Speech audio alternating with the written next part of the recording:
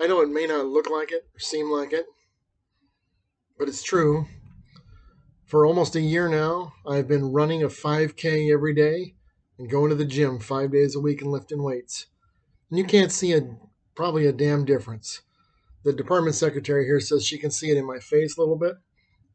And I had a student a couple semesters ago who said, I'll bet your blood work is amazing.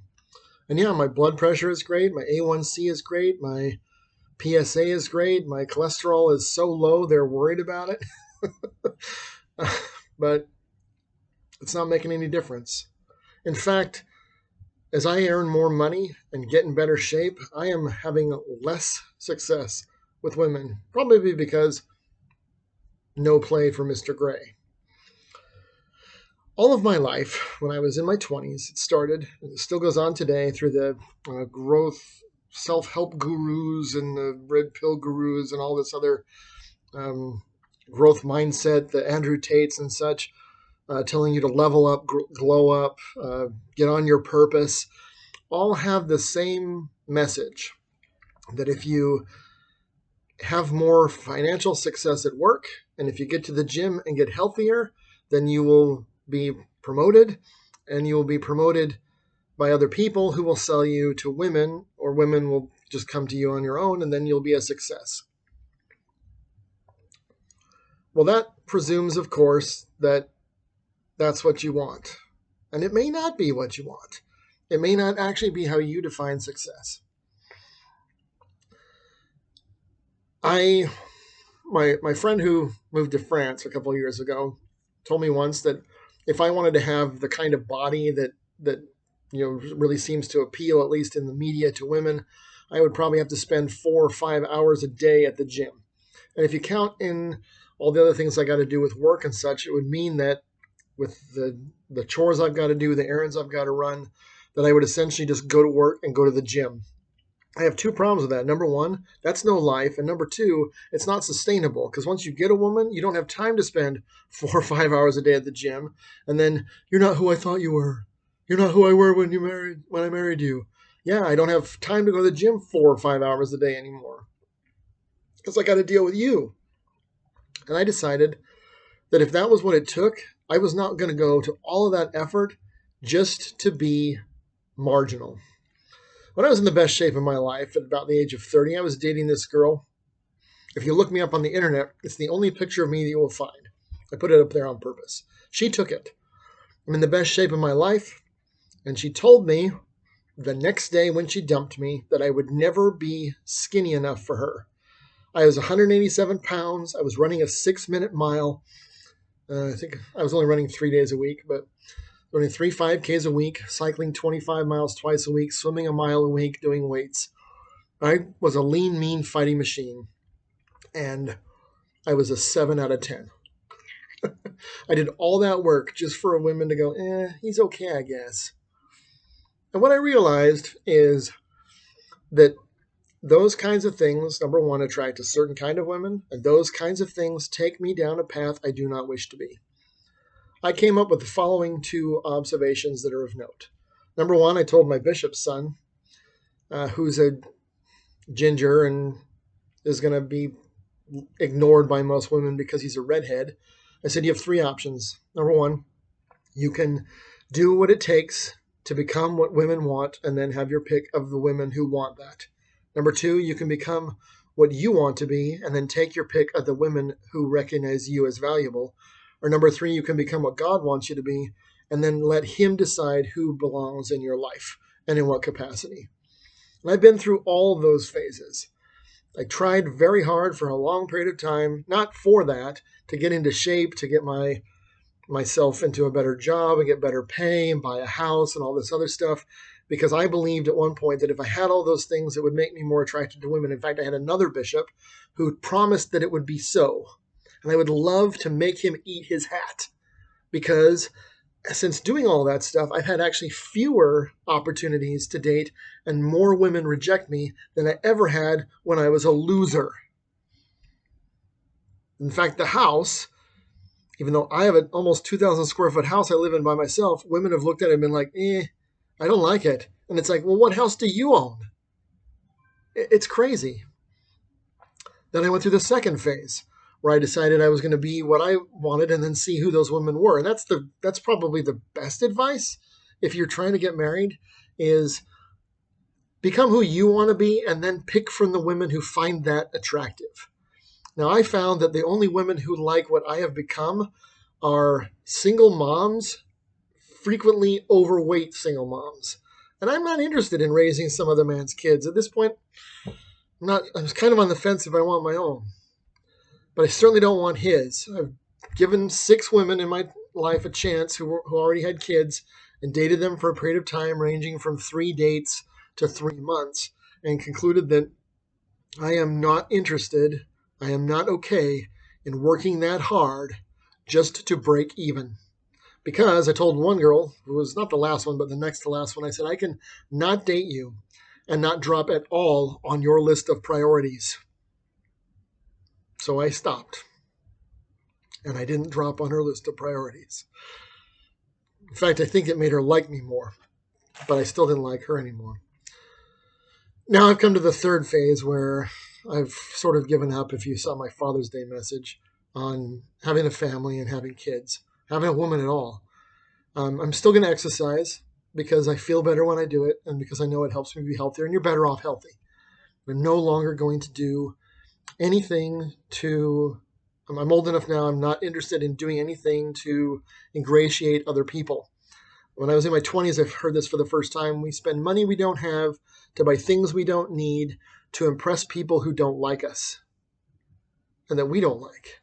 And I'm not going to do that anymore. I'm not interested in that. I was planning to drive my Saturn for at least another 5 years until someone stole it 2 weeks ago because I don't care. I get in it, I drive to work, I park in the parking lot all day, and then I get in it and I drive home. It is a tool I use to get to work. I don't really care. Students don't care. They don't see my car. Some of them know what it is, but by the time they know that that's my car, they already have a different opinion of me as their instructor. And I'm not trying to get a date in the classroom anyway. I mean, some of these kids are now young enough they could be mine if I'd had any kids, or I'd have kids in their same age bracket. So I'm not interested in that anymore. So the very best advice in my life turns out to be an ad campaign for a soda company. I can't remember what year it was in, but long ago, Dr. Pepper ran an ad that said, "Be you, do what you do." And here's why there's wisdom in that.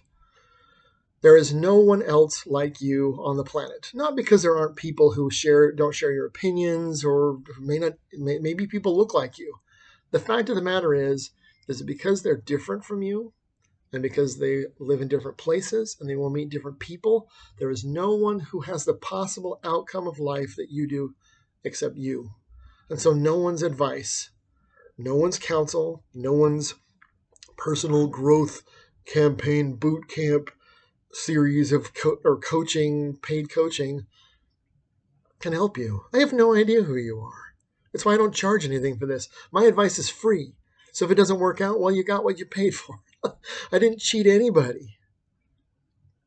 The only person I've cheated is myself by taking so damn long to figure out that other people are redundant in my life. I used to feel really bad about not choosing the path my sister chose, but I realized because we're almost 10 years apart in age, I would have met different people. I would have gone different places. Of course, we had different studies in our university. We lived in different places. I would have made different decisions. I'm a man. She's a woman. We have different priorities, different proclivities, and different knowledge, skills, and abilities. And she's been able to fine-tune hers with a lot of elbow grease and sweat equity into a very successful career. For what? I have more than enough for my needs. And I have enough that if I had a family, I could afford that now too. My needs are small. I buy them all from the 5 and 10 cent store. I know we don't even have dollar stores anymore. But I don't really need... I'm already to a place where I buy stuff for 2 reasons. Number 1, I'm replacing things that are broken. Or number 2, I'm buying it because I want to. Because I feel like it. And I just sold something a couple of weeks ago that I'm like, why did I buy this? I was able to sell it for what I paid for it, and I felt good about that. But I'm selling things from my childhood going, why the hell did I think this was important? It's not. Why did I think it was valuable? It's not. Why did I think these people's advice would help me? Because I think it does help a lot of people, and it does appeal to a lot of people. People think that the attention of other people and financial instruments are what makes you happy. But at the end of the day, all they really do is give you opportunities. So I'm grateful to God that I wasn't better looking, and I'm not better looking now, because I'd have to fend off all the succubus leeching gold diggers that are out there trying to sidle up and get clout or access to my wealth because I'm appealing. I drive a crappy car, I live in a nondescript house, and I buy non-logo t-shirts because I don't lead with my wallet, and I don't want people to like me for the things that I own. I told a student years ago who came into class one day and said she just loves a man with a truck. I said, you do realize, I know this, you need to realize that what you really want is you want to drive a truck that someone else pays for. You don't care about the person. You want them to buy you a truck. I know that. I'm old enough. You need to find a young, dumb kid who doesn't get that and marry him before he realizes that you don't love him. You just wanted him to pay for your truck. Because I know that now. I know that all the Prada purses, the Louis Vuittons, all the Maseratis and the Bugattis and all this other garbage, the world travel, the vacations in the Maldives and Bora Bora, not to diss any of these things if you care about them, mostly are about optics, so that other people will view you as valuable. Well, a fig for those people, because they don't view you valuable. They view you valuable because you own valuable things, but they sell them to everyone. I was watching the Mighty Ducks Part 2 last night, and I can't remember what store they got let into on Rodeo Drive, but they got let into this fancy boutique, and that's when I went to bed, so I don't know how it turns out, can't remember, but if coming out of that store, it didn't change those kids, it just changed what they were wearing. They're not different people, they're just viewed differently. And I think this personal growth industry is wicked. I went to see the play Wicked a long time ago with my mom for Mother's Day. Sorry, Mom. That was not a great present, because Wicked really was. In the play, there's a song with a line that says, "It's not aptitude, it's how you're viewed." And that's how our world actually runs, except that it doesn't. It continues to create a circumstance where you are always traveling and never arriving, because the things you are chasing are not things that make you happy. Now, if you love Louis Vuitton, fantastic. If you want to buy a vault and fill it with cash and swim through it, that's cool. Be you, do what you do, find what you love and who you really want to be and who you can be. I can't tell you how many jobs I've applied for and been told no. How many women I've asked out and been told no. I haven't even been on a date since 2015. I've had girls say they would and then cancel last minute, or my favorite is the no call, no show, which is actually pretty common. That's probably the most common thing that's happened to me in the last 10 years is I'll show up and I don't hear from them. I mean, even platonically. A couple of years ago, I was going to go hiking with this person I knew, and I met her at the meetup sign. I get a text message, "Hey, I locked my keys in my car." And I'm like, "Okay, are you coming?" And after an hour of not getting a response, and I sent a couple messages, I decided I don't want anything to do with this person ever again. And they don't get it. You wasted my life. And that's what these people are doing. They're wasting your life by giving you advice that isn't catered to you. They can't give you advice catered to you. They don't know you. Only people who know you and actually care about you can give you advice that is relevant to you. And it may not be correct, but at least they have some basis in fact where what they tell you might be useful. It might also not be, because at the end of the day, nobody has any idea what you really think and believe and feel, except you. And you can share all you like. But most of us don't write a 20-volume set collected works of Thomas Jefferson like Thomas Jefferson did. And he didn't even write that. Abraham Lincoln ordered them to put that together, where we have any idea about what he thought about so many things in so many instances and wrote to so many different people. Most people don't have that access to a compendium of knowledge about a person, even if they live together. Because I'll tell you what, the woman I married, I don't know what I thought she was or how I got there. I'm pretty sure I was wearing some rose-colored glasses. And I saw what I wanted to see. I've done that since then too, and it kind of bothers me. But I try not to judge my present self with past information. Here's the real problem.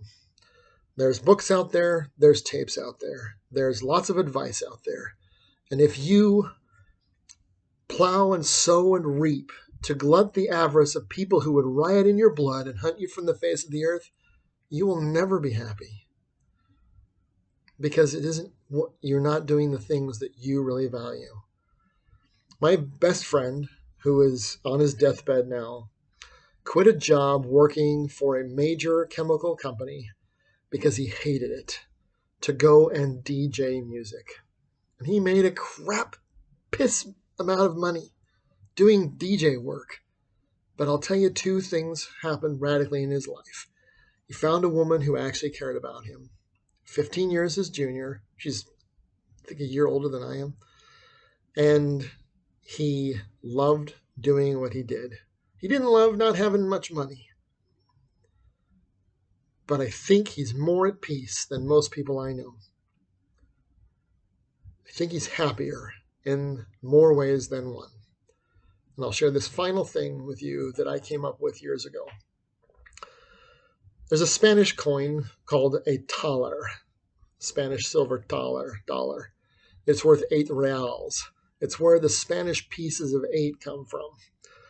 Years ago, I got my hands on a few of them, and I cut one of them into 8 pieces because I believe there are 8 categories of personal wellness. The only one I didn't have and the only one I don't have now is filial. I don't have anybody in my life I care about that I love who appreciates my love. But I'm not willing to trade the other 7 to get that one. That's not a good trade. And I don't think anyone ever has all 8. There are people who tell you they do. I'll tell you right now, I would bet all of my Spanish reals that they're lying to you. Because most of the people selling you this are grifting. How do you know I'm not grifting? I'm not making a dime. You can turn this off at any time. Ooh, unintentional couplet. Dr. Pepper gave good advice. Wish he was a real doctor. Because it's good advice. Be you, do what you do. And if you want to drink Dr. Pepper, that's up to you. Sometimes I do. It's a family tradition. Anyway, Godspeed, make good choices, and may you find happiness and peace, whatever you decide to become.